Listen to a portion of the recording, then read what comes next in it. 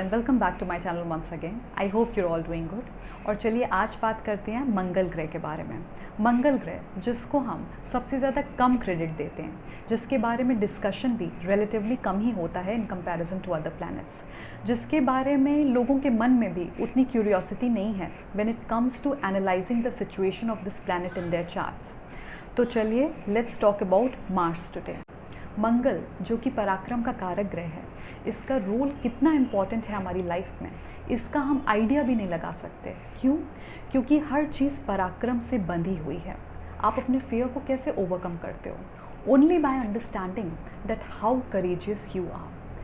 तो मंगल फियरलेसनेस को रिप्रेजेंट करता है, रिस्क टेकिंग टेंडेंसी को रिप्रेजेंट करता है, ये हमारे आत्मबल को रिप्रेजेंट करता है, ये फाइट ऑफ करने की टेंडेंसी को रिप्रेजेंट करता है।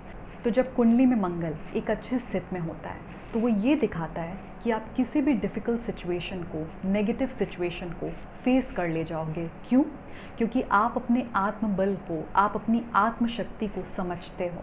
और जिन लोगों का मंगल एक अच्छी स्थिति में नहीं होता या निर्बल होता है, वो ये दिखाता है कि वो अपने बल को समझते ही नहीं हैं, and which is why it becomes difficult for them to fight off the challenges and difficult situations in their lives.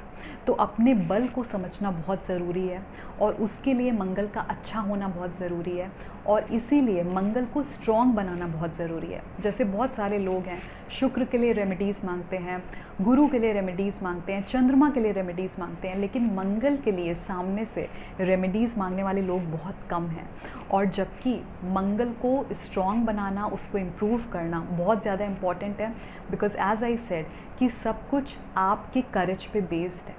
आप कितना आगे जाओगे अपनी लाइफ में, ये आपका करेज डिसाइड करता है। क्योंकि बहुत सारे लोग हैं जो पहले ही फेयरफुल हो जाते हैं, बहुत सारे अजम्पशंस पाल लेते हैं कि ऐसा नहीं हो पाएगा, मैं ऐसा नहीं कर पाऊँगा। क्यों? क्योंकि कहीं ना कहीं वो जो करेज है वो डाउन हो रहा है, वो उतने एक्टिव शेप में नहीं है, and which is why you feel fearful, which is why you feel, you behave like a coward in your life. So interacting with your courage and realizing the importance of courage is very important. कुंडली में मंगल की स्थिति हमारे bad Karma, सिन, curses को भी दिखाती है, जिनको क्लियर करके ही हम अपनी लाइफ में आगे बढ़ सकते हैं।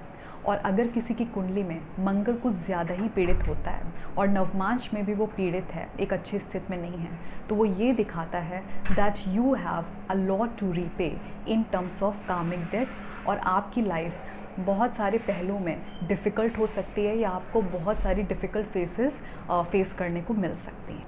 So I hope you like this piece of information, and if you found it helpful, please don't forget to hit like. I'll see you all in the next video. Please take good care of yourself.